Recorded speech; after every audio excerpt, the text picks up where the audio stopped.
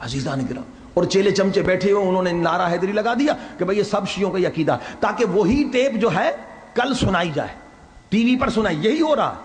تیجانی صاحب کا 2 سال جو مناظرہ ہوا تو وہ جو سامنے ایک کویتی تھا وہابی اور دوسرا ایران کا ایک وہابی تھا، انہوں نے وہ ٹیپ چلا دیا. عزیزان گرامی خبردار ہو جائیے، اگر کوئی ایسا ذاکر غلط بات کہہ رہا ہے آپ اٹھ کے احتجاج کریں، ورنہ وہی ٹیپ کل جو ہے مناظرے میں ہمارے خلاف استعمال ہوگی. دیکھو یہ شیعوں کا مولوی ہے، بلکہ اس سے بھی خطرناک، کبھی مسجد میں آ جاتے ہیں شیعوں کو بدنام کرنے کے لیے. ایک نے بتایا کہ یہ نماز پڑھ رہا تھا ایک نصیری، اور وہ رکوع میں کر رہا ہے علی علی علی علی علی، تاکہ دوسروں کو ثبوت ملے کہ یہ شیعہ جو علی کو سجدہ کرتے. یہ دشمن ہے، امریکہ کے ایجنٹ ہیں. حسین بیان کرتے ہیں نا، مقصد حسین کیا تھا؟ اشہد انک قد اقمت الصلاۃ وآتیت الزکاۃ وامرت بالمعروف ونہیت عن المنکر. ہر زیارت میں لکھا ہوا ہے مولا آپ سب کو مولا حسین کی زیارت نصیب کرے. زری کے سامنے بھی آپ یہی کہیں گے، مولا آپ کا مقصد یہ تھا نماز قائم ہو جائے، زکوٰۃ قائم ہو جائے، امر بالمعروف قائم ہو جائے، نہی عن المنکر. یہ جو بھی علماء مقصد حسین بیان کرتے ہیں نا، امر بالمعروف کرتے ہیں، کہتے ہیں یہ وہابی ہے،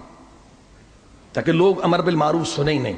توجہ فرمائے، یہ وہابی ہے، یہ آزاداری کا دشمن ہے. جبکہ کوئی شیعہ آزاداری کا دشمن ہو ہی نہیں سکتا. کوئی شیعہ اگر شیعہ حقیقی ہے تو عزیزان گرامی کبھی بھی وہابی عقائد کو قبول نہیں کر سکتا. دوسری ان کی پہچان یہ ہے کہ جتنے علماء امر بالمعروف کرتے ہیں ان کے خلاف یہ پروپیگنڈا میں مشغول ہیں. اور تیسری پہچان یہ ہے کہ ہمارے مراجع، ہمارے علماء پہ یہ تبرہ کرتے ہیں. آیت اللہ خامنئی سید ہے، عالم ہے، رہبر ہے، اس پہ تبرہ. امام خمینی مرحوم، اس پہ تبرہ. یہ صدام کے ایجنٹ ہیں، یہ امریکہ کے ایجنٹ ہیں، ہمارے مراجع پر یہ تبرہ کرتے ہیں. عزیزان گرامی ان کو پہچاننے کی ضرورت ہے. یہ ہمارے اندر گھسے ہوئے ہیں اور یہی سپاہ صحابہ کے بنانے والے ہیں. ٹھیک، ان کی یہ پہچان. اور چوتھی پہچان یہ ہے کہ یہ فقہ امام صادق کے دشمن، فقہ امام صادق کے دشمن. مثلا کھارا در میں کسی نے توضیح المسائل سے فقہ امام صادق علیہ السلام پڑھانا شروع کیا، اس کی مخالفت کی. یہ اماموں کی مخالفت تو نہیں کرتے، لوگوں سے ڈرتے ہیں، مگر کس کی مخالفت کرتے ہیں؟ ان کی مخالفت کرتے ہیں جو امام صادق کا فقہ بتاتے ہیں. صلوات پڑھی محمد وآلہ. یہ امام صادق کی جو فقہ معروف کرنا شروع کیا. اگر 100 مرتبہ آپ خط لکھ کر کسی عالم کو کہیں گے امر بالمعروف کریں، اور سنیے ہر عالم کو یہ آیت لکھ کر دیں، سورہ مائدہ کی آیت کا نمبر 78 اور 79، لعن الذین کفروا من بنی اسرائیل علی لسان داؤد و عیسی ابن مریم. خدا کہتا ہے لعنت کی گئی ہے ان لوگوں پر جو کافر ہو گئے بنی اسرائیل میں سے. عیسیٰ نے نبی نے بھی لعنت کی ہے، داؤد پر بھی. کیوں؟ داؤد نبی نے بھی لعنت کی. 2 نبیوں نے ان لوگوں پر لعنت کیوں کی ہے؟ ذالک بما عصوا کانوا یعتدون، کیونکہ وہ حد سے زیادہ بڑھنے والے تھے. کانوا لا یتناہون عن منکر، اس لیے کہ وہ نہی عن المنکر نہیں کرتے تھے، ہمارے درمیان پیدا نہ ہوتے. یہ قرآن کہہ رہا ہے کہ اس پر لعنت ہے خدا کی جو نہی عن المنکر نہ کرے. کیا ہم نہیں دیکھ رہے ہیں کتنی ہماری؟ مگر یہ کہ آپ ایک پریشر ڈیولپ کریں، ان کو مسلسل لکھتے رہیں گے تو یہ امر بالمعروف کی طرف آئیں گے. صلوات پڑھیں محمد وآلہ.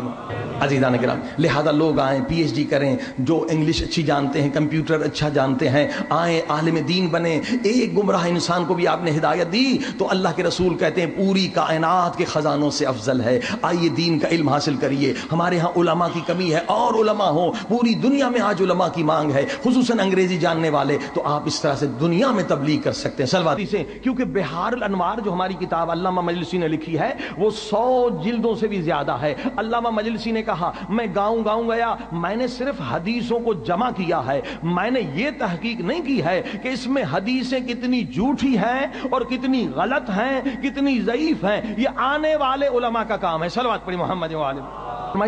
یعنی اتنا اہم مسئلہ ہے علم حدیث کے لیے. حدیث کا علم آنا چاہیے علم رجال کے ساتھ. حدیث کی بہت ساری قسمیں ہیں.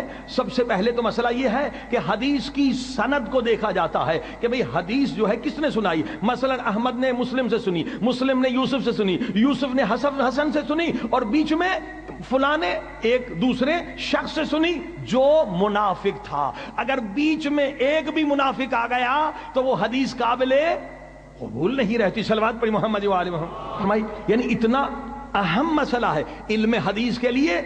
حدیث کا علم آنا چاہیے، علم رجال کے ساتھ۔ حدیث کی بہت ساری قسمیں ہیں۔ سب سے پہلے تو مسئلہ یہ ہے کہ حدیث کی سند کو دیکھا جاتا ہے کہ بھئی حدیث جو ہے کس نے سنائی۔ مثلا احمد نے مسلم سے سنی، مسلم نے یوسف سے سنی، یوسف نے حسن سے سنی، اور بیچ میں فلاں نے ایک دوسرے شخص سے سنی جو منافق تھا۔ اگر بیچ میں ایک بھی منافق آ گیا تو وہ حدیث قابل قبول نہیں رہتی۔ صلوات پڑھی محمد و آل محمد۔ غائب کر دیا اور رب کا نام غائب کر دیا اور رب کا نام آیا۔ دیکھیے رب جو ہے یہ صفاتی نام ہے۔ گواہی جب بھی دی جاتی ہے ذاتی نام سے۔ آپ بھی کورٹ میں اگر گواہی دیں گے تو اپنے اصل نام سے دیں گے، دوسرے بہت سارے نام ہوں گے آپ کے نہیں، مگر وہاں جب سائن کریں گے تو اصل نام۔ تو اللہ کی گواہی جب بھی دیتے ہیں تو اللہ کا ذاتی نام اللہ ہے، رب نہیں ہے۔ رب یعنی پالنے والا۔ رب کا لفظ سورہ یوسف میں مصر کے بادشاہ کے لیے بھی استعمال ہوا ہے جو کافر تھا۔ رب یعنی پالنے والا۔ تو گواہی جب بھی دی جاتی ہے ذاتی نام سے دی جاتی ہے۔ صلوات پڑھی محمد و آل محمد۔ ضعیف حدیثیں۔ اب جناب یہ لوگ کہتے ہیں کہ تشہد میں علی ولی اللہ پڑھنا اس لیے بھی ضروری ہے کہ قرآن کی آیت ہے کہ مومن وہ ہے جو 3 گواہیاں دے۔ سورہ معارج کی آیت ہے کہ مومن کی یہ نشانی ہے کہ وہ 3 گواہیاں دے۔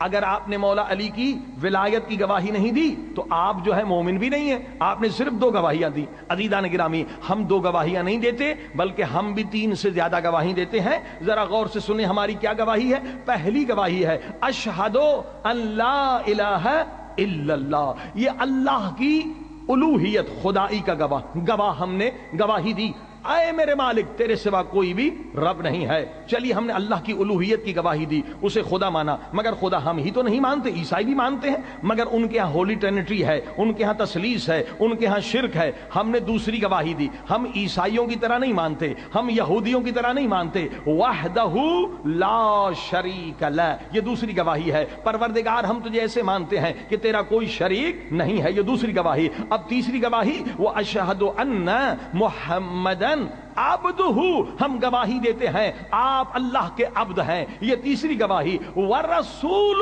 اور آپ اللہ کے رسول ہیں، یہ چوتھی گواہی۔ اور جب ہم نے کہا واشہد ان محمدن، تو اسی پاک رسول نے کہا اولنا محمد، آخرنا محمد، اوسطنا محمد، کلنا محمد، ہمارا پہلا محمد ہے، ہمارا درمیانہ محمد ہے، ہمارا آخری محمد ہے۔ جب ایک محمد کی گواہی دے دی تو اسی میں 12 کی گواہیاں موجود ہیں۔